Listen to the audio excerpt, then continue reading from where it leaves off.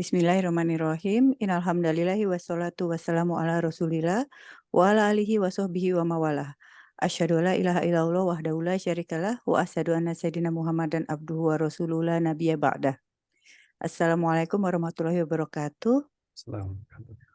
Puji dan rasa syukur tiada henti kita panjatkan kehadirat Allah Subhanahu wa taala dan sholawat serta salam kita tujukan kepada junjungan tertinggi kita Nabi Muhammad Shallallahu alaihi wasallam beserta keluarga juga sahabat beliau di mana di hari yang penuh berkah ini kita dapat kembali berkumpul untuk mengikuti kajian Al-Qalam bersama Bapak Kiai Haji Dr. Ali Nurdin MA untuk mentadaburi Al-Qur'an. Saya Rima Wirasakti mengundang rekan-rekan sekalian apabila ada pertanyaan yang hendak diajukan kepada Pak Ali dapat didiskusikan melalui chat dan akan kami bacakan di akhir kajian ini sekitar 15-20 menit. Baik, kami persilakan Pak Ali untuk memulai kajian. Waktu dan tempat kami Terima persilakan. kasih, Mbak. Bismillahirrahmanirrahim. Assalamualaikum warahmatullahi wabarakatuh. Alhamdulillah, wassalatu wassalamu ala rasulillah wa ala alihi wa sahbihi wa mawalah, la hawla wa la quwata illa billah. Allahumma faqina fid din wa 'allimna ta'wil amma ba'd. Bapak Ibu sekalian, rahmatullah, sungguh ini sesuatu yang mengagumkan ya, kita syukuri ya, di saat sebagian besar auranya liburan, tapi ternyata Bapak Ibu masih setia untuk hadir dalam majelis kajian ini. Ini sungguh satu anugerah luar biasa dari Allah. Alhamdulillah ya, ini kita syukuri sekali gitu, karena kebanyakan mayoritas orang itu sedang update status tentang liburan. Oh, ini kok malah update status ngaji, itu kan luar biasa ya. Baik, mari kita lanjutkan. Sekarang kita sudah di Al-Baqarah ayat yang ke-269. Alhamdulillah, ini sesaat atau beberapa ayat lagi kita akan menyelesaikan surah Al-Baqarah. A'udzubillahi minasyaitonirrajim. Yu'til hikmata man yasha' wa man yu'til hikmata faqad utiya khairan katsira wa ma yadhakkaru illa ulul albab. A'udzubillahi minasyaitonirrajim. Bismillahirrahmanirrahim. Dia memberikan hikmah kepada siapa yang dia kehendaki. Barang siapa diberi hikmah, sesungguhnya dia telah diberi kebaikan yang banyak. Dan tidak ada yang dapat mengambil pelajaran kecuali orang-orang yang mempunyai akal sehat. Iya, terima kasih Mbak Wita. Eh, kita akan fokus apa yang disebut dengan hikmah di dalam ayat ini. Ya, inilah yang akan menjadi fokus kita untuk kemudian mentadabburi firman-firman Allah yang berkaitan dengan makna hikmah. Di mana Allah mengatakan dia itu maksudnya Allah ya, memberi hikmah kepada siapa yang dia kehendaki, maka yang diberikan hikmah itu berarti telah memberikan atau telah diberikan kebaikan yang sangat besar, kebaikan yang sangat banyak. Jadi kira-kira ada 3 hal di sini ya.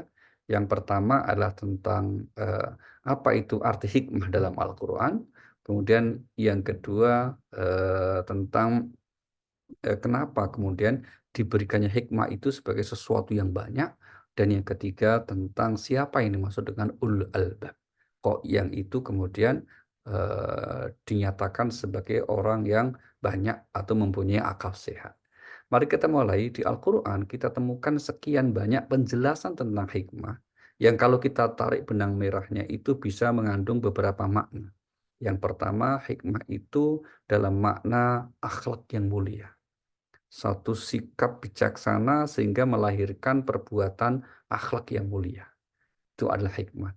Nah, di Al-Quran kita dapatkan rincian akhlak mulia itu seperti apa. Mari kita lihat contohnya misalnya di surah nomor 17 ayat 39, ini adalah kesimpulan hikmah sebagai akhlak mulia karena Allah mengatakan zalika mimma auha ilaika rabbuka minal hikmah. Surahnya nomor 17 Al-Isra ayat yang ke-39. Bismillahirrahmanirrahim. Itulah sebagian hikmah yang diwahyukan Tuhan kepadamu, Muhammad. Dan janganlah engkau mengadakan Tuhan yang lain di samping Allah.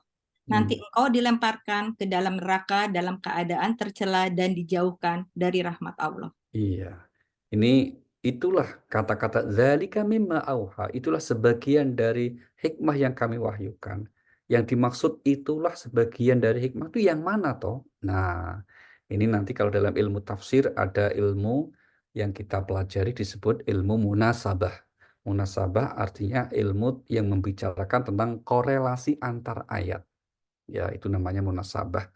Nah, dari ilmu munasabah kita mendapatkan penjelasan secara rinci tentang di antara makna hikmah di ayat ini adalah kita runtut ke belakang dan kita ketemu temanya pada dari mulai ayat yang ke-23.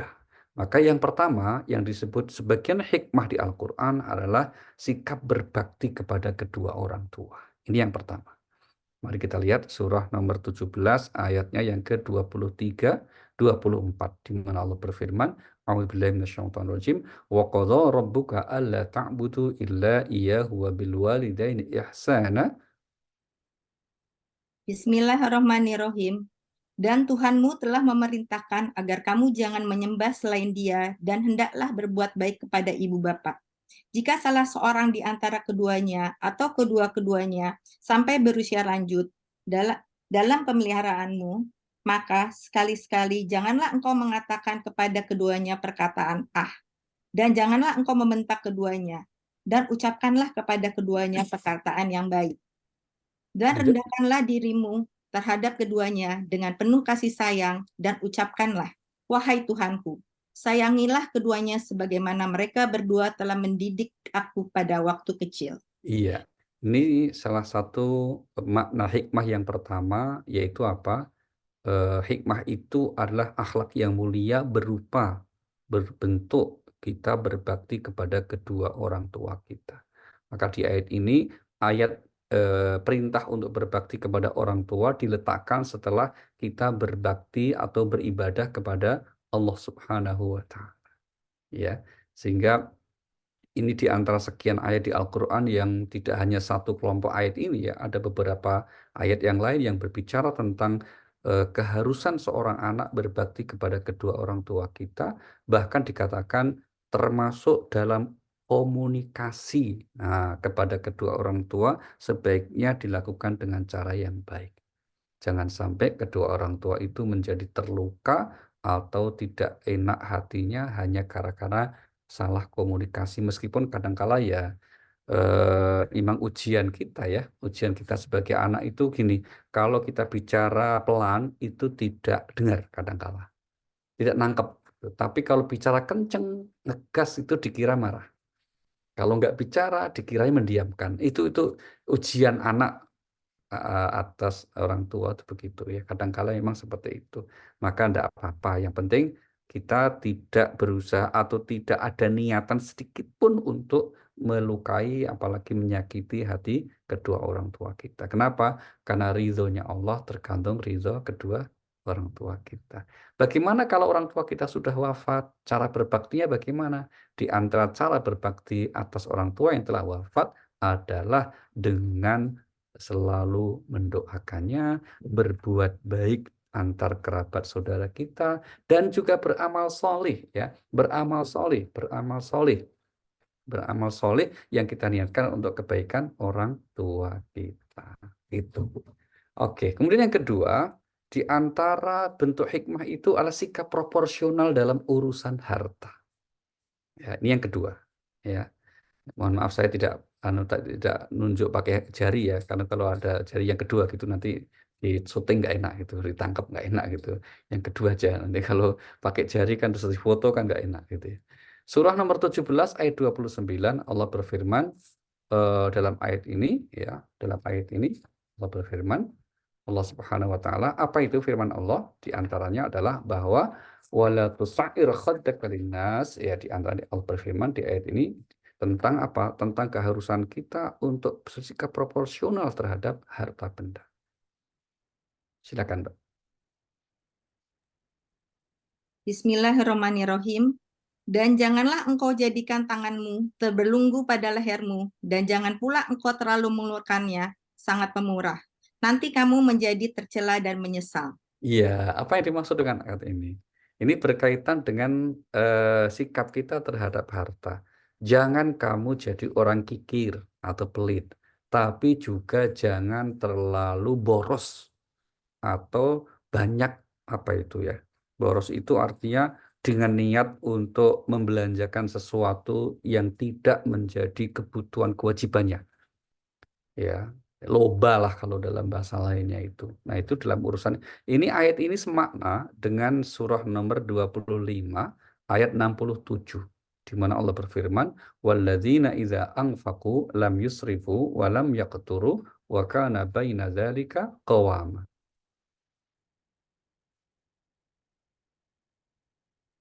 Surah 25 ayat 67.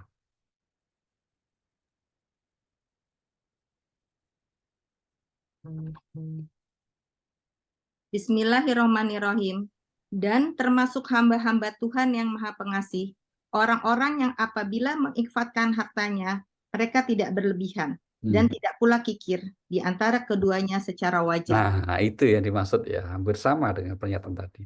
Maka Bapak Ibu, kalau kita diberi anugerah kelapangan rezeki, jangan kikir, tapi juga jangan terus kemudian misalnya pas sampai tidak memahami prioritas, disedekahkan, diinfakkan semua harta kita sampai lupa untuk melaksanakan kewajiban kita. Dalam konteks kita berkeluarga, kalau suami kan wajib menafkahi keluarganya. Istri itu tidak wajib menafkahi suami, termasuk anak ya. Ini jangan lupa gitu. Yang wajib itu adalah suami untuk menafkahi keluarganya. Maka seorang istri itu bisa berkata kepada suaminya, hartaku ya milikku sendiri, tapi kalau hartamu itu ya milikku juga. Itu posisinya seperti itu. Jadi jangan dibalik-balik ya. Yang dalam arti apa? Ada orang yang kemudian seorang suami yang menyuruh istrinya kerja, dia tidak, terus kemudian mengklaim hasil kerja suami istrinya itu miliknya juga. Karena apa? Dia merasa yang mengizini. Nah, itu sikap yang salah itu. Tidak benar begitu itu ya. Yang di dalam agama dibebankan kewajiban untuk memberi nafkah itu adalah suami, bukan istri. Oke. Kemudian yang ketiga, yang dimaksud dengan hikmah, yang ketiga itu apa? Yang berkaitan dengan keyakinan kita tentang rizki itu Allah yang bagi. Ya, itu nomor 3. Itu yang disebut sikap hikmah. Mari kita lihat surah nomor 17 ayat 31. Ini berkaitan dengan larangan di zaman dulu ada banyak orang yang kenapa orang musyrik Mekah disebut bodoh ya, karena mereka membunuh anak-anak mereka. Wala taqtulu auladakum khasyata imlaq nahnu narzuquhum wa iyyakum inna qatlahum kana khit'an kabira. Bismillahirrahmanirrahim. Dan janganlah kamu membunuh anak-anakmu karena takut miskin. Kamilah yang memberi rezeki kepada mereka dan kepadamu. Membunuh mereka itu sungguh suatu dosa yang besar. Iya. Ada 2 redaksi yang dipakai Al-Quran tentang melarang untuk membunuh anak-anak itu. Untuk ayat ini dikatakan wala taqtulu auladakum khasyata imlaq. Ya, jangan kamu bunuh anak-anakmu karena khawatir atau takut kamu nanti jadi miskin gara-gara mengurusi anak. Jangan sampai begitu. Kenapa? Kami yang memberi rezeki kepada kamu juga kepada anak-anakmu kelak. Nah, itu ya. Itulah mengapa dalam urusan rezeki ini meskipun kita juga harus menggunakan menggunakan ikhtiar dengan logika sehat kita, dengan akal sehat kita untuk mengukur diri. Kita ambil contoh misalnya, kalau ada seorang yang secara mohon maaf ya ekonomi, secara pendidikan dalam keadaan yang jangankan kok punya anak banyak, anak keturunan 1-2 saja terkadang diabaikan, tidak bisa untuk mendidik merawatnya, gitu ya. Maka alangkah bijaksananya kalau membatasi kelahirannya. Inilah kenapa kemudian spirit untuk keluarga berencana yang maknanya adalah untuk memiliki keturunan yang kualitas itu dalam agama dibenarkan. Jangan sampai orang yakin kan setiap anak membawa rezekinya masing-masing. Ya, tapi ada beban amanah bagi kita orang tua. Bisa nggak kita mendidik? Karena nanti di ayat yang lain Allah berfirman, kamu tuh harus khawatir kalau sampai kesejahteraan kamu nggak terjamin gara-gara kekhilafanmu, gara-gara ketidaksanggupanmu untuk ikhtiar. Kan begitu. Kita lihat surah 4. Surah 4 ayatnya yang ke-9 ya. Allah berfirman, "Wal yakhshal ladzina law taraku min khalfihim dzurriyyatan di'afan khafu 'alaihim falyattaqullah wal yaqulu qawlan sadida."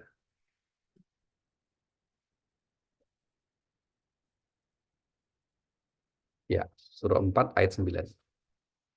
Surat 4 ayat 9. Ya. Bismillahirrahmanirrahim. Dan hendaklah takut kepada Allah orang-orang yang sekiranya mereka meninggalkan keturunan yang lemah di belakang mereka, yang mereka khawatir terhadap kesejahteraannya. Oleh sebab itu, hendaklah mereka bertakwa kepada Allah, dan hendaklah mereka berbicara dengan tutur kata yang benar. Iya, hendaklah orang tua merasa khawatir tentang masa depan anaknya, tentang kesejahteraan hidup anaknya di masa depan. Maka apa? Didiklah dengan cara yang baik, yaitu apa? Dengan berbekal takwa kepada Allah. Dan juga sampaikan komunikasi cara mendidik itu dengan cara yang baik. Maka di antara guru yang baik itu, yang juga bisa, kan sebetulnya kewajiban mendidik anak itu orang tua. Kalau guru itu membantu orang tua. Tapi yang di garis bawah di sini apa? Untuk menggunakan pola komunikasi yang baik.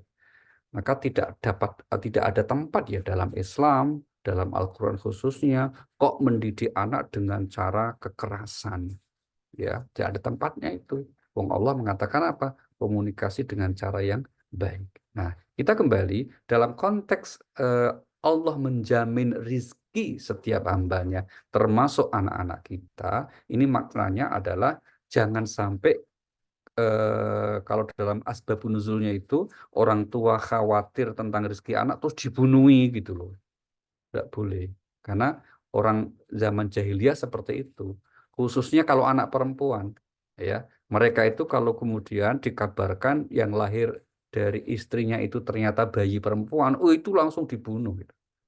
Langsung kemudian ditimbun aja itu. Nah, itu yang tentu tindakan yang sangat jahat ya, tindakan yang berlebihan, kezaliman yang kemudian oleh Allah tegur itu jangan bunuh anakmu seperti itu. Memang kamu apa yang ngasih rezeki mereka? Enggak kok. Nah, tapi adalah Allah Subhanahu wa Ta'ala. Oke, kemudian berikutnya di antara hikmah yang Allah wahyukan kepada Nabi kita adalah berupa apa?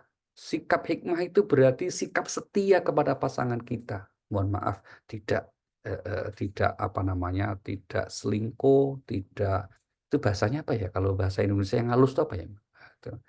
Supaya setia itu apa? Tidak berbuat zina gitu loh. Itu apa itu ya? Pokoknya maksudnya gitu ya, paham ya? Nah, maka di rangkaian itu disebut nih, mari kita lihat surah 17 ayat 32. Di mana Allah berfirman, A'udzubillahi minasyaitonirrajim, wa la taqrabuz zina innahu kana fahisha wa sa'a sabila. Bismillahirrahmanirrahim. Dan janganlah kamu mendekati zina. Zina itu sungguh suatu perbuatan keji dan suatu jalan yang buruk. Iya, redaksi yang digunakan oleh Allah di sini jangan engkau mendekati. Allah tidak mengatakan jangan engkau melakukan. Jadi jangan ada orang yang kemudian salah paham ya. Karena apa? Ada yang salah paham itu aku nggak pernah mendekati kok, tapi langsung saja. Mendekati aja nggak boleh kok, malah langsung gimana ya. Nah, jangan kalian mendekati. Kita mungkin pernah sampaikan ya di Al-Quran itu larangan jangan mendekati itu diulang beberapa kali dalam banyak kasus. Paling tidak yang kita tahu ada 5 ya. Di antaranya apa? Itu jangan mendekati zina, jangan mendekati harta anak yatim kecuali dengan niat yang benar, cara yang benar. Yang ketiga, jangan mendekati istri ketika sedang haid. Ya, kemudian misalnya beberapa contoh lain ya. Kalau di satu lagi misalnya Nabi Adam ketika tinggal di surga dikatakan jangan mendekati pohon ini. Nah, hikmah dari larangan jangan mendekati itu adalah kalau ada orang yang melanggar larangan itu, maka dia hampir pasti akan terjerumus. Itu, ya. Maka Nabi Adam misalnya, ketika Allah berfirman jangan mendekati pohon ini ya, Nabi Adam dekat-dekat. Maka beliau akhirnya kemudian memakan buah larangan itu. Meskipun pada akhirnya bertobat gitu ya. Nah, itu maka kemudian dalam konteks ini kenapa ada sekian aturan ya, ada sekian aturan contohnya dalam kita berinteraksi sosial, dalam kehidupan sosial itu misalnya kalau dalam konteks sholat misalnya kenapa sholat kita itu kemudian antara laki perempuan dalam softnya dipisahkan. Itu salah satunya bagian dari agar hadir kekhusyuan kita dalam ibadah kita kepada Allah Subhanahu wa Ta'ala. Oke. Berikutnya di antara sikap hikmah di Al-Quran adalah sikap menepati janji. Nah, ya, sikap yaitu suka mendekati janji. Maka kalau ada orang yang ingkar janji, itu berarti tidak memiliki hikmah dari Allah Subhanahu wa taala. Mari kita lihat Al-Qur'an surah 17, surah Al-Isra pada ayat yang ke-34. Di ayat yang ke-34 ini Allah Subhanahu wa taala berfirman, A'udzubillahi minasyaitonirrajim. Wa'uful kaila idza qiltum wazinu bil qistasil mustaqim dzalika khairu wa ahsanu ta'wila. Bismillahirrahmanirrahim. Dan janganlah kamu mendekati harta anak yatim, kecuali dengan cara yang lebih baik, bermanfaat, sampai dia dewasa dan penuhilah janji. Karena janji itu pasti diminta pertanggungjawabannya. Nah, poin kita pada kalimat penuhilah janji. Karena pasti janji itu akan dimintai pertanggungjawaban. Nah, ini nggak usah dipanjang-panjangin ya, karena sekarang itu setiap hari banyak orang berjanji sekarang ini ya, di banyak tempat, di banyak media. Wah, pokoknya sekarang ini banyak yang janji buku. Nanti kalau saya terpilih, nah itu kan janji ya. Saya akan melakukan ini itu. Ya sudahlah itu apa namanya pilihan masing-masing ya, tanggung jawabnya masing-masing lah. Pokoknya kita penonton yang baik saja gitu ya. Oh gitu ya, oh gitu ya. Tapi dalam agama memenuhi janji itu bagian dari sikap yang utama, akhlak yang mulia. Sebaliknya orang kok ingkar janji, itu berarti menjadi salah satu sikap yang buruk. Bahkan dalam hadis Nabi itu dijadikan sebagai salah satu tanda orang munafik. Ayatul munafik salasa. Ciri orang munafik itu 3. Apa salah satunya? Kalau berjanji dia selalu diingkar. Selalu ya, selalu diingkar. Nah, maka kalau kita selalu berusaha untuk memenuhi janji, insya Allah itu berarti orang yang mendapat anugerah dari Allah berupa apa? Sikap hikmah yang baik. Maka disebut tadi, ini pemberian yang banyak namanya ya. Oke, berikutnya pengertian hikmah itu adalah orang yang selalu berusaha berlaku jujur, tidak curang, terutama dalam bermuamalah. Mari kita lihat ayatnya, surah nomor 17 ayat yang ke-35. Wa auful kaila idza qiltum wazinu bil qistasil mustaqim, dzalika khairu wa ahsanu ta'wila. Bismillahirrahmanirrahim. Dan sempurnakanlah takaran apabila kamu menakar, dan timbanglah dengan timbangan yang benar.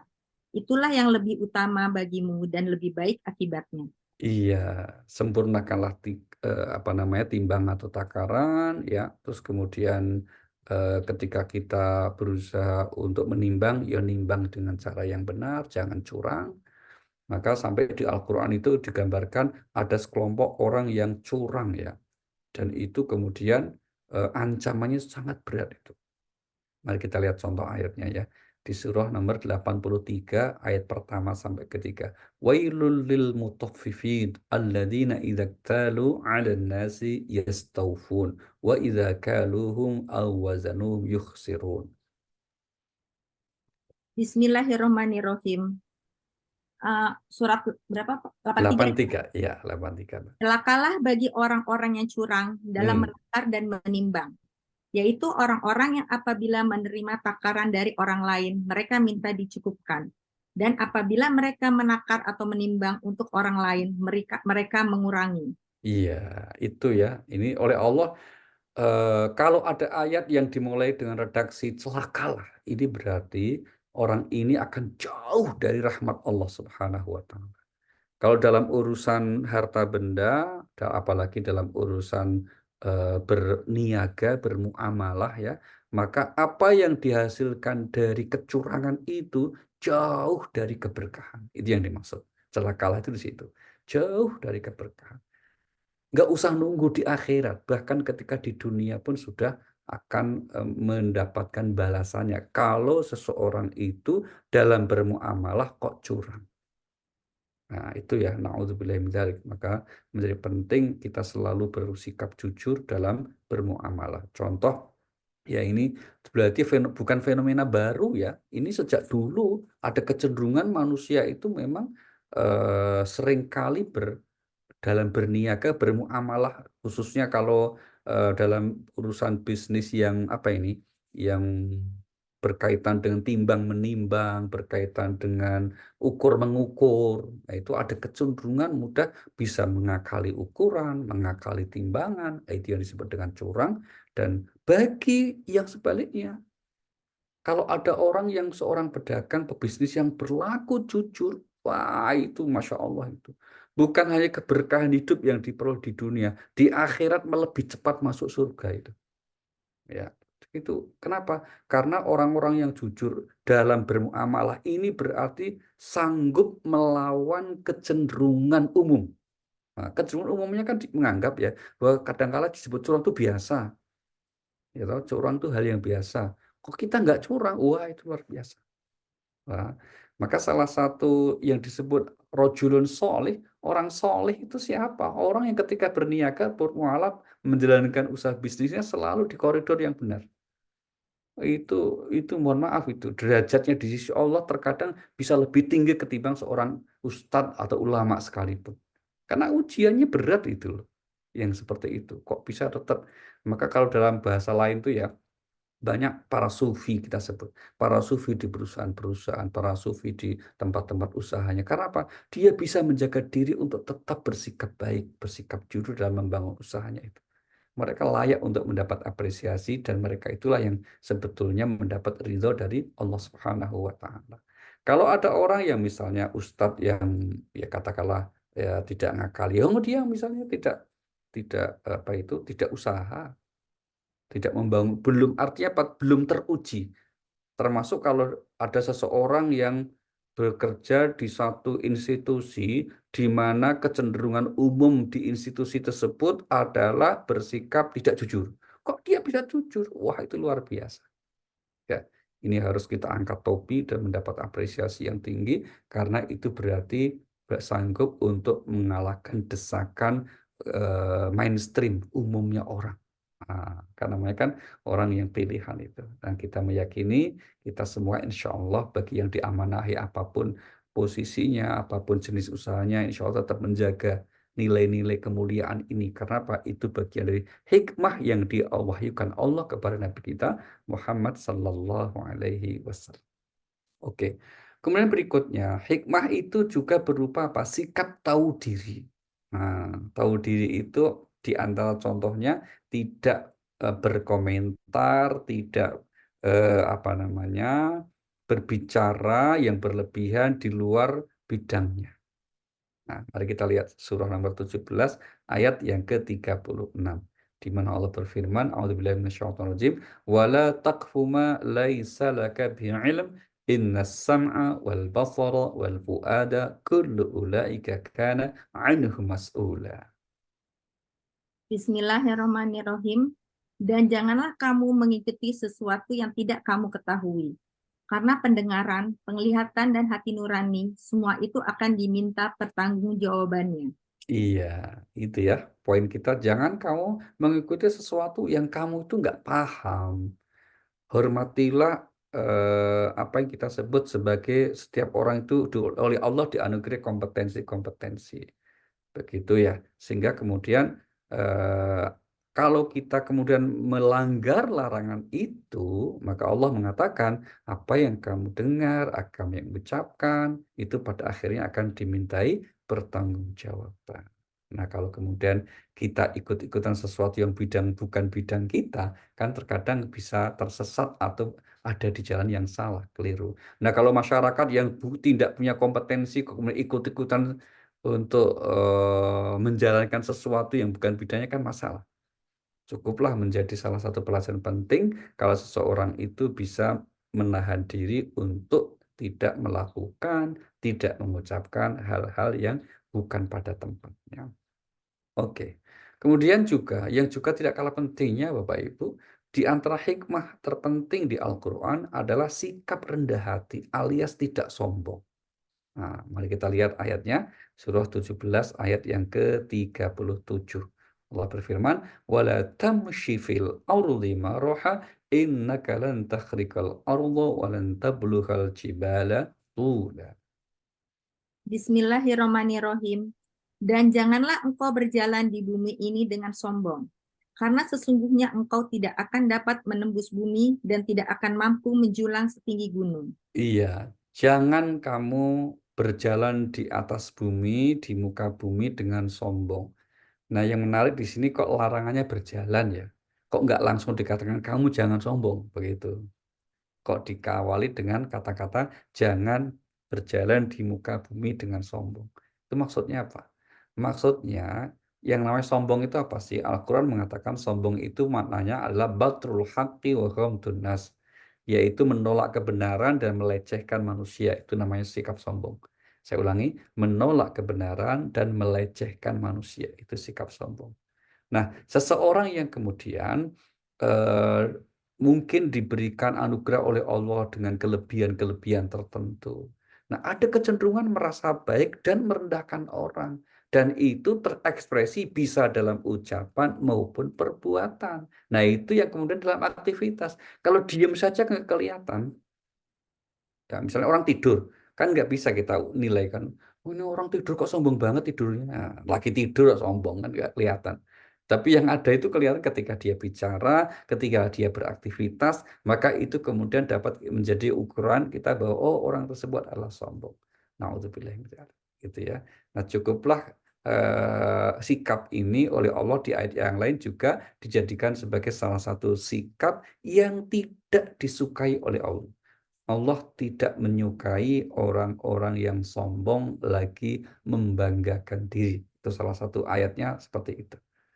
Ya, kita ambil contoh misalnya ya. Di surah nomor 57 ayat yang ke 23. Allah berfirman surah 57 ayat 23. Apa firman Allah? Dalam ayat ini likaila ta'sau ala ma fatakum wa la tafrahu bima atakum. Wallahu la yuhibbu kulla mukhtalin fakhur. Bismillahirrahmanirrahim, agar kamu tidak bersedih hati terhadap apa yang luput dari kamu, dan tidak pula terlalu gembira terhadap apa yang diberikannya kepadamu. Dan Allah tidak menyukai setiap orang yang sombong dan membanggakan diri. Iya, kalimat penutupnya. Dan Allah tidak menyukai setiap orang yang sombong lagi membanggakan diri. Ya, kalau sombong dalam konteks ayat ini yang tidak disukai itu apa? Dalam ucapan, dalam boleh jadi dalam tindakan-tindakan. Misalnya apa? Dalam gestur tubuhnya, dalam mimik wajahnya. Ya, itu dapat menjadi isyarat seseorang itu dinilai sombong bisa karena sesuai dengan tradisi kebiasaan. Misalnya seorang bos yang kalau bicara dengan anak buah mesti kemudian kakinya di atas meja misalnya, ya. Itu contoh sikap sombong namanya. Ya. Atau kemudian membanggakan diri itu maknanya apa? Merendahkan orang yang kita tidak tahu, mungkin lewat ucapannya, lewat tulisannya, itu dapat dinilai membanggakan diri. Dan keduanya oleh Allah katakan Allah tidak menyukai sikap tersebut. Oke. Nah, ini dari sekian hikmah yang disebut di Al-Quran, yang Allah nyatakan di surah ini ya, yaitu apa? Akhlak yang mulia. Ya, ini rinciannya kan seperti itu. Kemudian di ayat yang lain kita temukan hikmah itu dapat bermakna pengetahuan yang mendalam. Jadi kombinasi antara kecerdasan berpikir dan akhlak yang mulia, keikhlasan hati, kejujuran, itu yang melahirkan disebut sebagai pengetahuan yang mendalam. Maka seorang yang kemudian dianugerahi seperti itu namanya hakim. Maka ada orang namanya Luqman al-Hakim. Seorang hakim itu idealnya adalah orang yang memiliki sikap yang bijaksana. Maka terjemahan letter luck-nya hakim itu artinya bijaksana. Yaitu apa? Kombinasi antara hati yang lurus dengan akal yang cerdas. Kalau ada orang yang akalnya cerdas, tapi hatinya nggak lurus, itu nggak hakim namanya. Ya, sebaliknya orang yang hatinya lurus, tapi akalnya sama sekali nggak cerdas, itu juga bukan hakim. Mari kita lihat surah nomor 31 ayat yang ke-12. Surah 31 ayat 12 Allah berfirman, "Walaqad ataina Luqmanal hikmata an nashkur lillah." Bismillahirrahmanirrahim. Dan sungguh telah kami berikan hikmah kepada Luqman, yaitu bersyukurlah kepada Allah. Dan barang siapa bersyukur kepada Allah, maka sesungguhnya dia bersyukur untuk dirinya sendiri. Dan barang siapa tidak bersyukur, kufur, maka sesungguhnya Allah Maha Kaya, Maha Terpuji. Iya, telah kami berikan kepada Luqman hikmah. Hikmah di sini apa? Yaitu kemampuan untuk selalu memilih yang terbaik di antara yang baik. Karena apa? Karena sikap bijaksana tadi. Jadi kombinasi antara kecerdasan akalnya dan kelurusan hatinya dalam kebaikan itu yang menghasilkan sikap bijaksana. Yang dalam bahasa kita juga disebut dengan hikmah kebijaksanaan. Nah, itu kan malah diangkat dalam Pancasila atau hikmah kebijaksanaan dalam permusyawaratan perwakilan. Nah, itu sila keberapa itu? Mbak Wita apa enggak? Sila keberapa itu? Nah, rapal itu dilakukan itu Pancasila ndak hafal itu ya. Yes. Ya, orang kalau hafal tak kasih hadiah. Tapi bukan sepeda ya hadiahnya ya. Hadiahnya kopi selibar nanti. Siap ya. Oke. Itu ya sikap bijaksana ya. Kemudian hikmah juga di Al-Qur'an bermakna as-sunnah. Maka tugas Rasul misalnya itu diantaranya adalah mengajarkan apa itu Alkitab dan Al-Hikmah, yaitu As-Sunnah. Mari kita lihat surah nomor 2 Al-Baqarah ayat 151. Allah berfirman di surah nomor 2 ayat 151, "Kama arsalna fiikum rasulan minkum yatlu 'alaikum ayatina wa yuzakkikum wa yu'allimukumul kitaba wal hikmah wa yu'allimukum ma lam takunu ta'lamun." 2151 ya Pak? Ya, Bismillahirrahmanirrahim. Sebagaimana kami telah mengutus kepadamu seorang Rasul, Muhammad, dari kalangan kamu yang membacakan ayat-ayat kami, menyucikan kamu, dan mengajarkan kepadamu kitab Al-Quran, dan hikmah, sunnah, serta mengajarkan apa yang belum kamu ketahui. iya, mengajarkan kitab Al-Quran dan mengajarkan hikmah dalam kurung sunnah. Nah, sunnah itu apa? Sunnah itu sendiri adalah ma'udhifa ilan Nabi sallallahu alaihi wasallam min qaulin wa fi'lin wa takririn. Itu namanya sunnah. Yaitu apa saja yang dinisbatkan, disandarkan kepada Rasulullah, baik menyangkut perbuatan, perkataan, maupun ketetapan. Jadi nggak hanya perbuatan saja ya. Jadi kalau ada orang yang berkata, sering kita dengar kawan ya, mungkin karena nggak paham, mengatakan, itu kalau Nabi nggak mencontohkan, jangan dilakukan. Itu namanya bid'ah. Oh, keliru itu. Karena yang apa namanya disebut sunnah itu bukan hanya perbuatan Nabi, tapi juga perkataannya. Artinya apa? Meskipun Nabi tidak melakukannya, tapi kalau Nabi memerintahkannya, ya kita laksanakan. Wong Nabi merintahkan kok. Nah, itu contoh ya, maka harus dibedakan antara pengertian hikmah ini bermakna sunnah itu tidak hanya pada satu aspek, yaitu perbuatan saja. Sekali lagi, jadi kalau ada orang yang kemudian menggunakan ungkapan bahwa kalau Nabi tidak mencontohkan berarti itu dilarang atau berarti itu bid'ah misalnya, itu bukan pendapat yang benar, bukan ucapan yang benar. Kenapa? Karena seringkali Nabi Shallallahu Alaihi Wasallam itu memerintahkan, mengucapkan, menyuruh. Ya dalam hadis-hadisnya banyak itu, meskipun terkadang Nabi sendiri tidak melaksanakan. Itu hal yang kenapa tidak melaksanakan? Pasti ada alasannya dan alasan itu dibenarkan dalam agama kita. Ya, kita ambil contoh kecil saja misalnya Rasulullah memberikan pernyataan dalam sabdanya bahwa yang melaksanakan umroh di bulan Ramadan pahalanya sama dengan haji. Ini berarti kan kita boleh umroh di bulan Ramadan. Padahal Nabi sendiri tidak pernah mencontohkan umroh di bulan Ramadan. Selama hidup Nabi itu Nabi tidak pernah umroh di bulan Ramadan ya.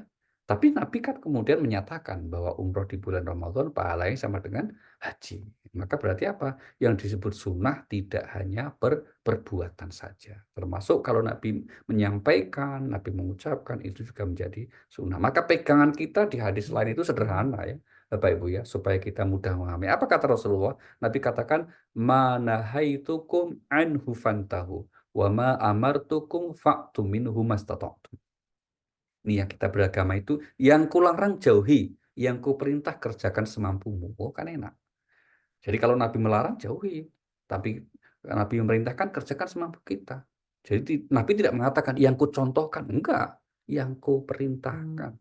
Maka meskipun Nabi tidak mencontoh, kalau Nabi merintahkan, yuk kita kerjakan sesuai dengan kesanggupan dan kemampuan kita. Oke. Kemudian juga ini hikmah penting Bapak Ibu, makna hikmah yang juga tidak kalah pentingnya itu apa? Hikmah bermakna sikap bijaksana khususnya dalam menyampaikan pesan agama, mengajak orang di jalan Allah. Mari kita lihat surah nomor 16 ayat 125. Allah berfirman di ayat ini, A'udzubillahi minasyaitonirrajim, Ud'u ila sabili rabbika bil hikmah wal mau'izatil hasanah wajadilhum billati hiya ahsan. Inna rabbaka huwa a'lamu biman dhalla an sabilihi wa huwa a'lamu bil muhtadin. Bismillahirrahmanirrahim. Serulah manusia kepada jalan Tuhanmu dengan hikmah dan pengajaran yang baik, dan berdebatlah dengan mereka dengan cara yang baik. Sesungguhnya Tuhanmu, dialah yang lebih mengetahui siapa yang sesat dari jalannya, dan dialah yang lebih mengetahui siapa yang mendapat petunjuk. Iya, perhatikan kalimat awal. Serulah manusia menuju jalan Tuhanmu dengan sikap hikmah, bijaksana. Ya, terlebih kalau itu terhadap orang-orang yang kita sudah mengenalnya, keluarga kita, maka yang terpenting di situ adalah diberi contoh. Ya, karena apa? Satu contoh lebih bermakna ketimbang 1000 ucapan.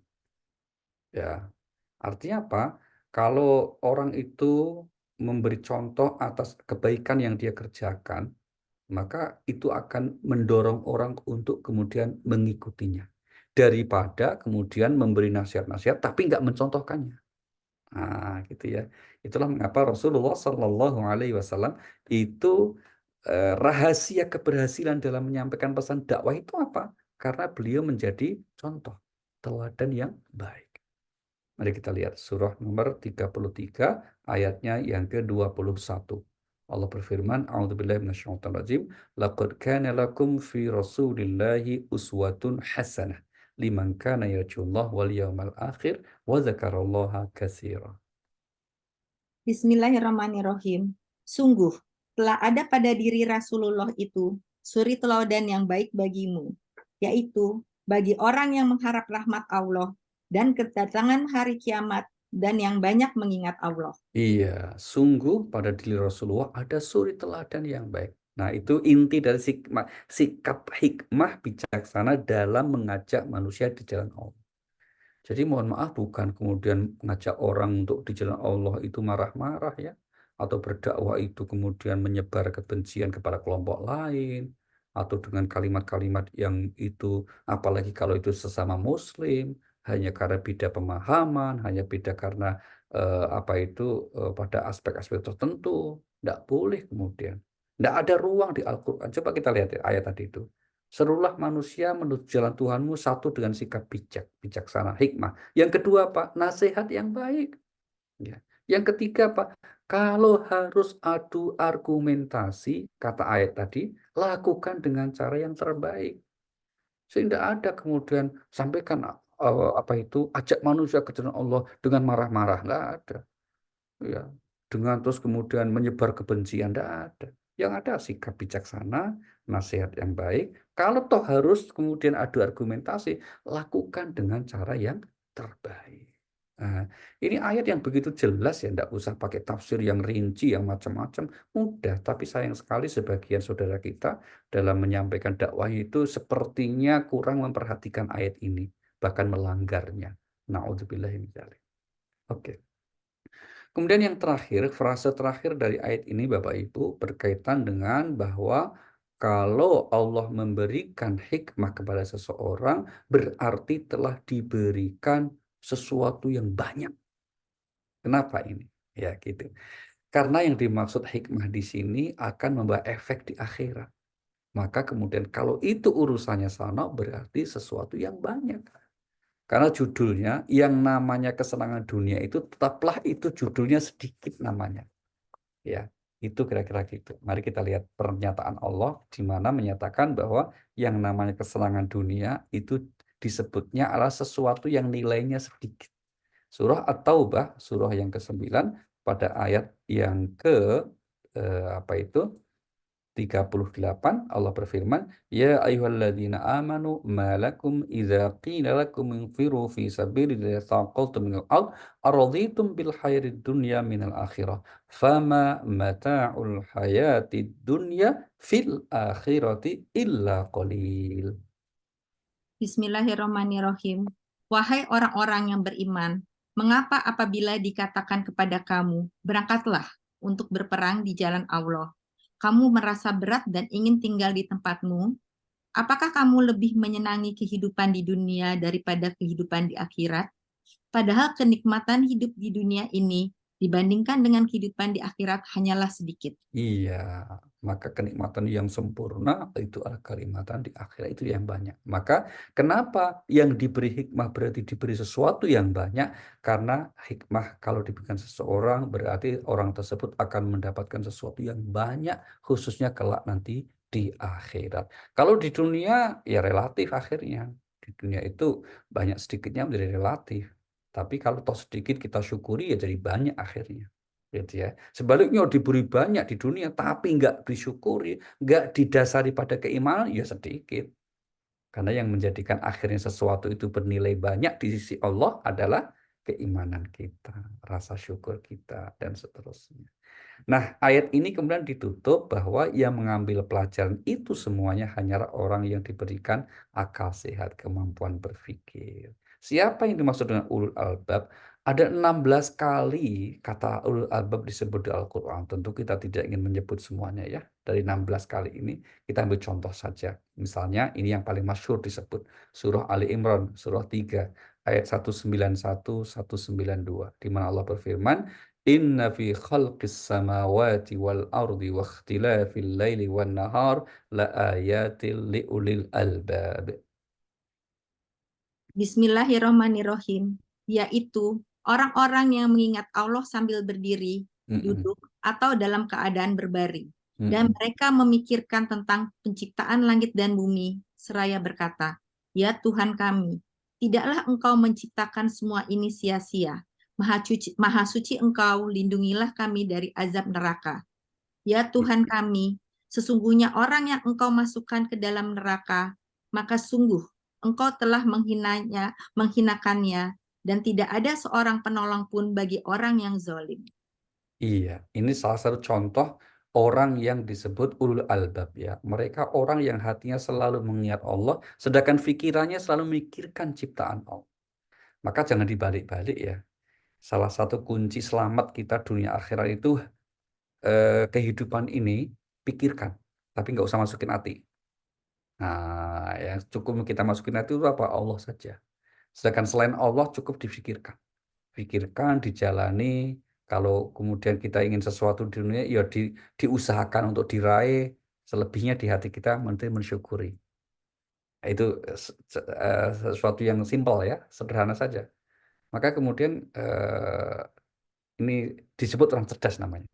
Sebaliknya kalau orang itu dunia dimasukin hati semuanya, itu repot. Akhirnya repot. Kenapa? Hati manusia itu hanya satu ruang. Kalau diberikan kemudian dimasukin semuanya masalah. Satu ruang itu kalau diisi untuk Allah, mengingat Allah maksudnya, ya tentram. Itu yang dimaksud di Al-Quran surah nomor 13 ayat 28. Surah 13 ayat 28 Allah berfirman, A'udzubillahi minasyaitonirrajim, alladzina amanu wa tatma'innu qulubuhum bi dzikrillah. Ala bi dzikrillahi tatma'innul qulub.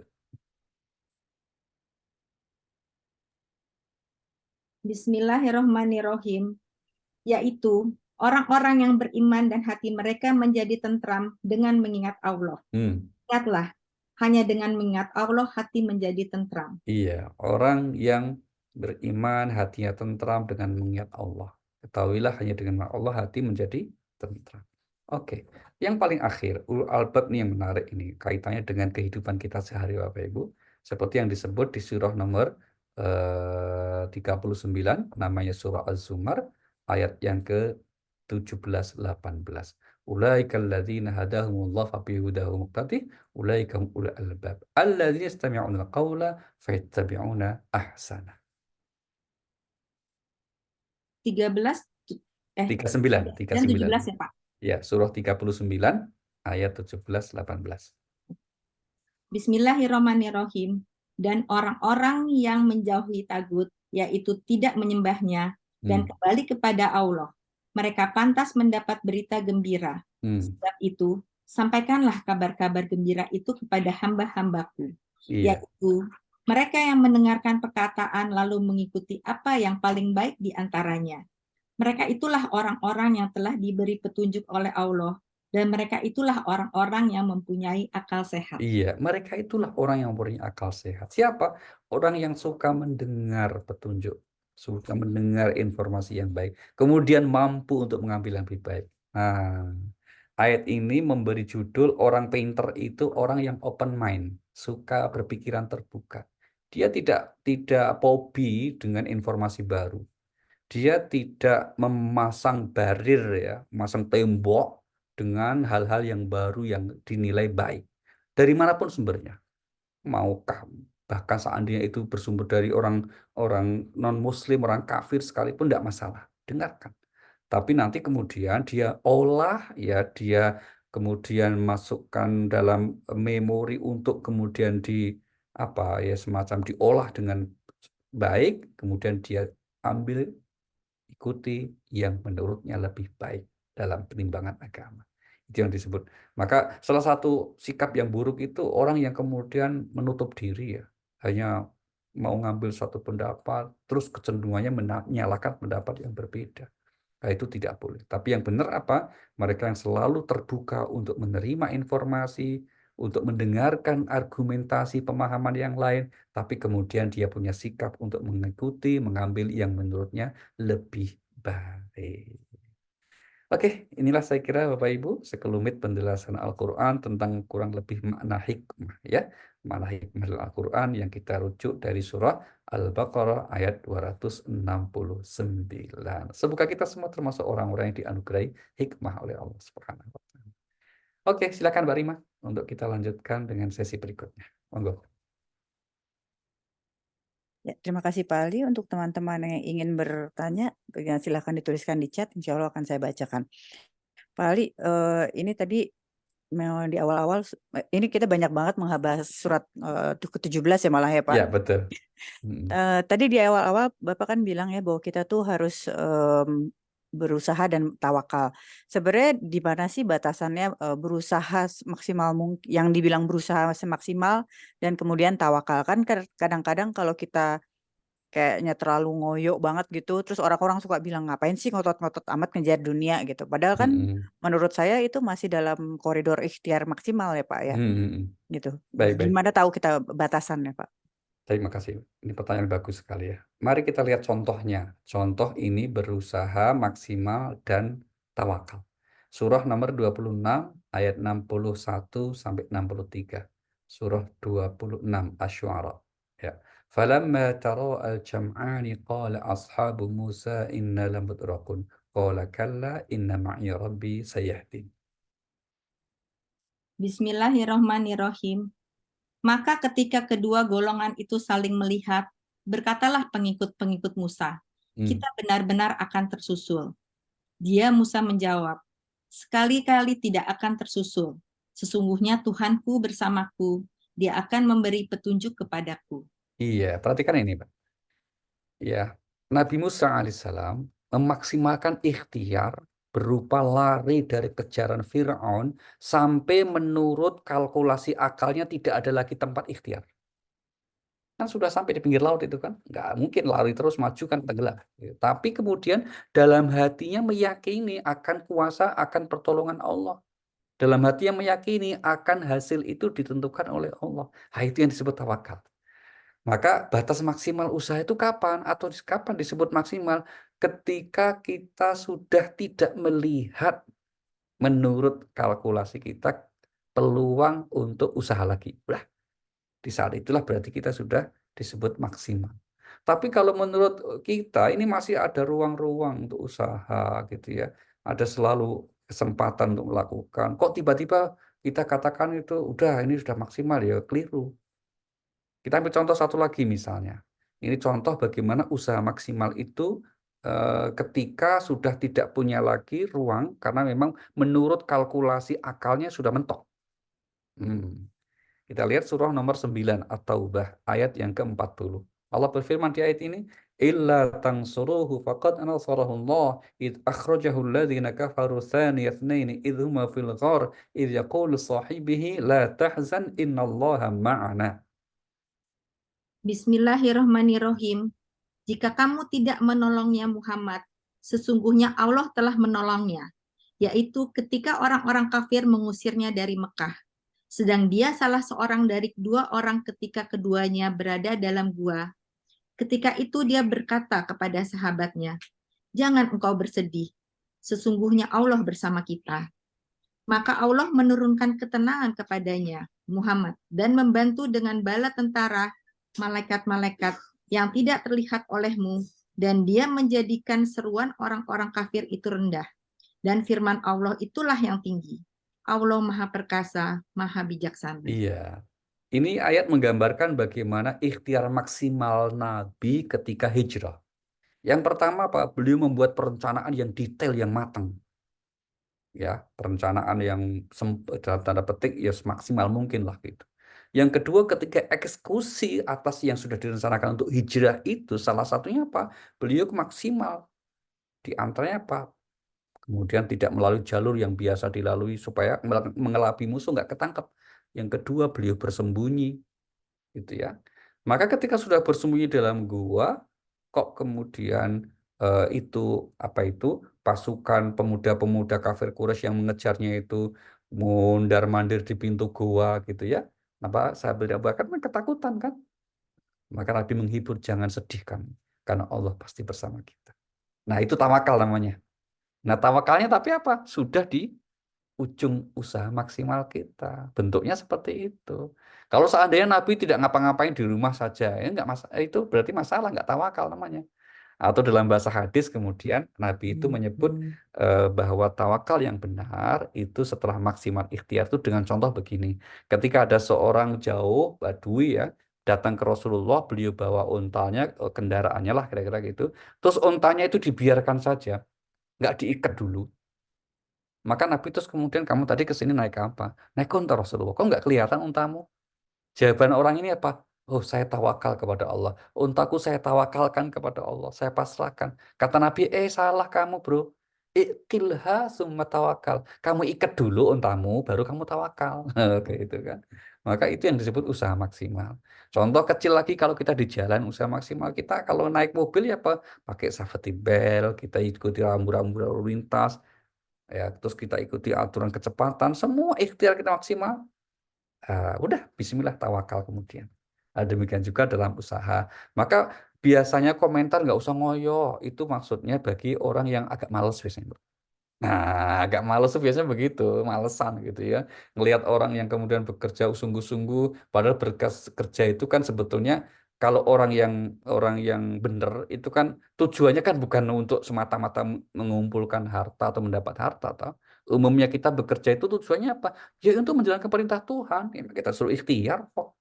Kan gitu. Allah merintahkan kita itu ikhtiar, usaha, hasil yang menentukan Allah, itu kan. Surah nomor 9 ya Mbak Wita, ayatnya 105. Itu bahwa bekerja itu perintahnya Allah. Sama dengan perintah kita disuruh sholat, disuruh puasa, sama. Allah mengatakan bekerjalah kamu. Oh. Surah nomor 9 ayat 105. Bismillahirrahmanirrahim. Dan katakanlah, bekerjalah kamu, maka Allah akan melihat pekerjaanmu. Itu juga Rasulnya dan orang-orang mukmin. Dan kamu akan dikembalikan kepada Allah yang mengetahui yang gaib dan yang nyata. Lalu diberitakannya kepada kamu apa yang telah kamu kerjakan. Iya, bekerjalah kamu. Maka Allah dan Rasul serta orang mukmin akan melihat pekerjaanmu itu. Nanti Allah yang akan mengabarkan berapa nilai usahamu. Nah, karena kita meyakini hasil akhir yang menentukan, yang menetapkan adalah Allah, itulah dalam hati kita bertawakal akan hasil akhirnya. Tapi pikiran dan tenaga kita harus usaha maksimal. Oke, gitu Mbak. Siap, Pak. Berikutnya sudah ada pertanyaan dari Pak Ismail Akbar. Ustadz, jadi hikmah itu tidak selalu hal yang terjadi setelah sesuatu terjadi di luar rencananya. Seperti perang Israel dan Hamas saat ini, entah apa hikmah entah apa hikmah akhirnya, ketetapan Allah yang akan terjadi. Oh iya, baik. Betul, Pak. Betul sekali.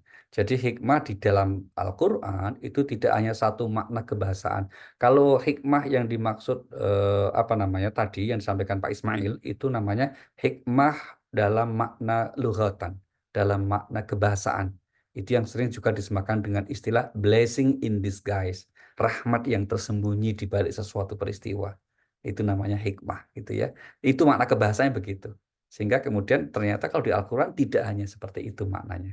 Tapi itu kata hikmah dalam bahasa Indonesia yang memang diambil dari bahasa Arab serapannya yang maknanya kurang lebih adalah kebaikan di balik apa yang terjadi yang sebelumnya kita mengetahui. Atau yang terjadi itu menurut kita sebetulnya buruk, tapi kita meyakini ada kebaikannya, maka kita menyebutnya ada hikmahnya. Begitu. Baik, Oke. Pak Ali, terus tadi kan ngomong juga bahwa manusia itu tidak boleh sombong gitu ya Pak ya. Tapi bagaimana ya cara menjaga agar kita tuh nggak sombong? Karena kan kadang-kadang kita nggak sadar gitu kalau bahwa kita tuh udah sombong gitu. Hmm. Eh, Sombong itu bertingkat-tingkat ya. Nah, yang kemudian dikecam dan dinyatakan buruk itu namanya takabur. Nah, takabur itu adalah orang yang oleh Nabi dikatakan batrul haqqi wa ghamtun nas, menolak kebenaran dan melecehkan orang. Itu yang dosa besar yang disukai oleh Allah. Tapi kalau kemudian kita misalnya ya menyukai sesuatu yang menurut kita itu bagus, bermerek, branded, atau hal-hal yang bagus-bagus ya, itu nggak bisa dikatakan sombong, gitu kan, nggak bisa dikatakan sombong. Atau mungkin kita misalnya apa berbicara dengan dengan apa diksi tertentu, pola nggak bisa dikatakan sombong. Kalau niat kita tidak merendahkan orang, niat kita tidak menolak kebenaran, gitu ya. Memang itu sempat terjadi apa itu ketika Rasulullah Shallallahu Alaihi Wasallam menyampaikan bahwa orang itu yang sombong itu nanti tidak akan jangankan masuk surga, mencium baunya aja nggak bisa itu. Kalau ada kesombongan dalam hatinya. Atau sahabat ada yang nanya, ya Rasulullah saya itu suka pakai pakaian yang bagus loh. Apa itu yang dimaksud dengan sombong? Nabi terus mengatakan bukan itu. Kalau pakai pakaian bagus itu justru itu kita niati sebagai wa amma bi ni'mati rabbika fahaddits, atas nikmat Tuhanmu, maka kemudian ya syukurilah dengan cara apa dipakai, dinikmati. Maka kita mengekspresikan nikmat Allah dengan mengenakan pakaian yang bagus, kendaraan yang bagus, terus kehidupan yang menurut kita itu layak untuk disyukuri ya dinikmati, enggak apa-apa, itu bukan sombong. Yang sombong kacamatanya tadi kalau sudah merendahkan orang dan menolak kebenaran. Itu ya. Jadi enggak usah berlebihan kita takut jangan-jangan kita merasa enggak sombong atau sombong tapi enggak terasa. Enggak, kalau enggak terasa insya Allah tidak masuk kategori sombong yang dikecam. Tapi yang dikecam kalau orang itu kemudian tadi ada niat sekaligus perbuatannya untuk menolak kebenaran dan merendahkan sesama manusia. Oke. Ini agak nyambung sih Pak, tapi beberapa waktu yang lalu saya pernah lihat di sosial media ya, ada seorang selebgram lah yang hijrah. Terus dia tuh sampai menjual mobilnya lah ya, mobilnya karena dia merasa kalau dia naik mobil itu dia merasa dirinya tuh sombong gitu, bahwa ada kebanggaan bagi dia untuk bahwa dia membeli mobil itu. Tapi menurut saya kan kadang-kadang kita setelah kita menurut kita ya bekerja keras, terus alhamdulillah kita dapat rezeki kan ingin menikmati gitu Pak rezeki yang alhamdulillah kita dapat. Apa itu namanya sombong ya Pak? Iya, sama tadi ya Mbak ya, yang kita sampaikan tadi itu bukan sebuah kesombongan. Ya, menikmati karena gini loh. Saya ilustrasikan gini, Mbak. Saya ilustrasikan begini. Kalau orang Muslim itu kemudian yang ditampilkan adalah dalam tanda petik kerendah hatian tapi menjauhi dunia, gitu ya. Nanti orang nggak tertarik kepada agama ini, Mbak. Apa ini ikut Islam itu lihat tuh orangnya kayak gitu semuanya gitu. Kan masalah kan? Ini sebetulnya pernah kejadian sikap seperti itu, pernah mindsetnya itu ada pada seorang ulama namanya Imam Asy-Syafi'i. Nah, pendiri mazhab Syafi'i itu loh, Pak. Namanya Imam Syafi'i kan. Beliau itu ketika belajar, itu gurunya namanya Imam Malik. Imam Malik itu terkenal ulama yang kuaya di Medina, Pak. Kuaya, Pak. Kalau ngajar tuh pakaiannya bagus, terus wangi gitu ya. Karena apa? Karena menghormati yang diajar. Menghormati, beliau itu mengajarkan hadis, maka dihormati dengan cara seperti itu. Dan kebetulan beliau kaya. Nah, ketika Imam Syafi'i sudah selesai, itu terus kemudian oleh Imam dikatakan, kamu sudah selesai sama saya belajarnya ya, gampangnya kamu bisa meneruskan studimu. Sono di Baghdad ada ulama lain yang lebih pintar dalam bidang, kamu belajar ke sana. Imam Syafi'i bingung. Kenapa bingung? Ke Madinah, Baghdad kan jauh. Sementara beliau miskin, nggak punya apa-apa. Maka Imam Malik langsung mengatakan, kau bingung ya gitu. Wes, nanti ikut saya aja. Besok pagi ikut saya. Nah, kemudian ikut di situ ada terminal lah kalau sekarang ya. Terus kemudian beliau katakan, siapa yang mau ke Baghdad? Saya Imam itu. Tolong titip anak ini ya. Berapa ongkosnya? Aduh, kasih biaya. Ini bekal-bekalmu. Nah, mulai detik itu kemudian pemikiran Imam Syafi'i mulai berubah. Oh, ternyata kalau kita dianugerahi kelapangan rezeki itu ternyata bisa banyak berbuat baik, termasuk berbuat baik untuk agama. Gitu ya. Sampai kemudian ketika sampai di Baghdad ketemu gurunya lebih dalam tanda petik itu lebih provokatif lagi karena pas saat itu beliau sang guru ini sedang menghitung emas lantakan tuh di kamar tamu, Mbak. Kamar tamu. Sampai Imam Syafi'i lebih kaget lagi. Kemudian, tadi aja udah kaget, ini ketambah kaget. Maka si guru tadi mengatakan, kenapa? Kamu heran ya? Kamu heran ya kalau saya kaya? Kamu lebih suka kalau harta ini di tangan orang fasik untuk bukan untuk maksiat kepada Allah. Mulai detik itu boleh sadar, oh enggak ya. Berarti kalau kita dianugerahi kelapangan rezeki, kita bisa banyak berbuat baik dan akhirnya Allah memberikan kebaikan kepada kita, kita menikmati yang halal ini, itu coba lihat Mbak Wita, surahnya nomor 93 ayat 11.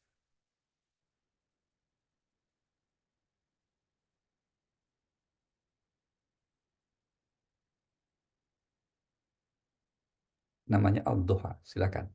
93 Ayat terakhir. ayat terakhir ya. Ya. Bismillahirrahmanirrahim.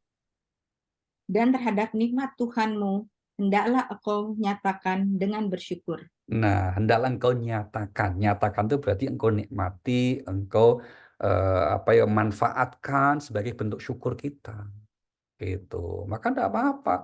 Kita misalnya dianugerahi oleh Allah kelapangan rezeki, kita sudah tunaikan kewajiban kita dengan rezeki kita itu, terus kemudian kita dititipi lagi yang lebih, kita nikmati dengan cara yang benar, tidak melampaui, enggak apa-apa. Enggak. Karena faktanya banyak orang yang kemudian mohon maaf ya, misalnya apa, tampil sederhana tapi sombong kok. Sombong secara spiritual gitu loh, menganggap dia lebih rendah hati, lebih suci dibanding yang lain. Itu kan sebetulnya diam-diam dia sombong. Naudzubillah min dzalik gitu. Maka hati-hati dengan seperti itu ya. Artinya apa? Artinya bahwa ini adalah sesuatu yang berkaitan dengan hati dan pada akhirnya yang mengetahui pasti adalah Allah Subhanahu wa taala. Oke. Baik, Pak. Lalu kan tadi sempat dibilang tuh Pak bahwa berbuat curang itu kan dosa. Jadi kalau berusaha untuk berbuat tidak curang, untuk selalu berbuat benar itu artinya masuk ke dalam ibadah kan ya Pak ya? Betul sekali tuh Mbak. Menghindari perbuatan curang itu ibadah. Karena kalau menghindari yang haram itu kan berpahala. Kan definisi haram itu apa toh? Kalau dikerjakan berdosa, kalau ditinggalkan berpahala. Kan gitu kan? Jadi menghindari yang haram berarti berpahala. Kalau berpahala namanya ibadah. Kan gitu. Maka kemudian kita apresiasi ya kalau ada orang yang kemudian dalam membangun usahanya, dalam berinteraksi sosialnya selalu dapat bersikap jujur itu harus kita apresiasi. Itu jauh lebih terhormat dan mulia ketimbang orang yang kemudian belum teruji di situ. Nah, maka Sayyidina Umar itu ketika ingin membangun kabinetnya itu, beliau langsung melakukan fit and proper test. Apa yang dilakukan itu ketika ada orang yang menyodorkan nama, ini khalifah, ini orang hebat ini. Langsung kemudian ditanya, itu tanggamu ya? Oh, bukan. Oh, kalau bukan tanggamu, ini kamu pernah usaha sama dia? Kongsi gitu? Enggak juga. Oke. Yang ketiga, kalau kamu pernah safar, pergian jauh sama dia? Enggak juga. Marah Umar. Kamu tahu baik dari mana? Oh, dia rajin ibadah, dia lama di masjid. Umar bilang, enggak butuh itu. Belum teruji itu orang itu, bro. Kalau rajin ibadah belum teruji nanti. Tapi kalau disebut tiga tadi toh, tanggamu ya kan ketahuan tuh karakternya kayak apa kalau tetangga. Yang kedua, kamu bangun usaha sama dia, berkongsi itu kan ketahuan. Kejujurannya, sikap amanahnya, setia kawannya. Kan banyak sekali kan orang yang ini satu sisi kecerdasan Umar untuk menilai karakter orang itu dengan 3 cara itu, gitu ya. Orang berkongsi itu kan, mohon maaf ya, dalam perjalanan waktu kan akhirnya kan, ya kita sudah terbukti lah banyak sekali yang akhirnya masing-masing pecah gitu ya. Yang ketiga apa? Kamu safar itu perjalanan jauh dalam waktu yang lama, kan juga ketahuan. Maka kalau kita misalnya Mbak Rima jalan-jalan, misalnya kemana Mbak? Contoh yang lama misalnya. Eropa lah, Contoh Pak. ke Eropa, Hmm. bisa 2 bulan sama rombongan gitu ya, rombongan kayak gitu ya.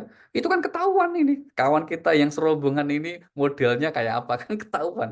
Apakah dia suka care sama temen atau enggak, atau kemudian nggak peduli sama orang, atau kemudian individualis ketahuan. Nah, Sayyidina Umar juga mengatakan demikian. Nah, kalau 3 itu tidak berarti belum bisa terukur karakternya. Nah, maka orang rajin ibadah itu belum jaminan dia kemudian karakternya baik. Oke. Jadi sebenarnya kalau menilai orang itu nggak bisa, kan sekarang banyak tuh Pak yang bilang, oh kalau kita lihat itu orang tuh eh, rajin sholat, hafalannya Mm-mm. banyak gitu. Mm-mm. Nggak bisa Eh, tuh Mbak. nggak bisa ya Mbak Nggak Pak bisa. ya? Nggak bisa itu jadikan satu-satunya ukuran. Karena nggak jaminan orang yang rajin sholat otomatis akhlaknya bagus. Nggak jaminan. Iya ya Orang Pak. yang hafalan doanya, hafalan ayat Qur'annya banyak, kalimatnya fasih berarti karakternya bagus. Nggak bisa jaminan. Karena selalu ada celah-celah yang nama setan itu untuk selalu memperdaya manusia. Demikian juga sepanjang namanya masih manusia ada hawa nafsunya. Nah, itulah kemudian pentingnya kemudian antara kita tawasau bil haq wa tawasau bis sabr. Saling berpesan dalam kebaikan dan juga kesabaran. Baik, terima Oke, kasih Pak Ali. kasih. Barangkali bisa ditutup dengan Ya, doa. makasih ya Pak Ibu. Mari kita sampaikan ini karena insya Allah ya di penghujung akhir tahun 2023 ya. Kalau anak milenial kan mungkin buat resolusi 2024. Nah, kira-kira itu ya. Maka monggo kalau Ibu mau buat resolusinya silahkan ya. Tapi kita awali dengan doa dulu. Semoga Allah Subhanahu wa taala menjadikan apa yang telah kita lewati di tahun yang lalu itu menjadi satu bentuk ibadah kita yang diterima oleh Allah, dan untuk menyongsong tahun depan kita diberi kekuatan untuk tetap istiqomah. Al-Fatihah. A'udzubillahi minasyaitonirrajim. Bismillahirrahmanirrahim. Alhamdulillahirabbil alamin. Arrahmanirrahim. Maliki yaumiddin. Iyyaka na'budu wa iyyaka nasta'in. Ihdinas siratal mustaqim. Shiratal ladzina an'amta 'alaihim ghairil maghdubi 'alaihim waladdallin. Amin amin ya rabbal alamin. Terima kasih dan mohon maaf. Silakan Mbak Rima ditutup. Wassalamualaikum warahmatullahi wabarakatuh. Waalaikumsalam warahmatullahi wabarakatuh.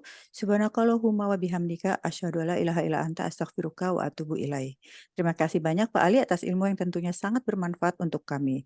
Kajian yang akan datang insya Allah akan kami selenggarakan di tahun depan di 2024. Nanti jadwalnya akan kami post. Terima kasih banyak atas perhatian dan waktunya Bapak Ibu sekalian. Mohon maaf apabila ada kekurangan atau hal-hal yang kurang berkenan.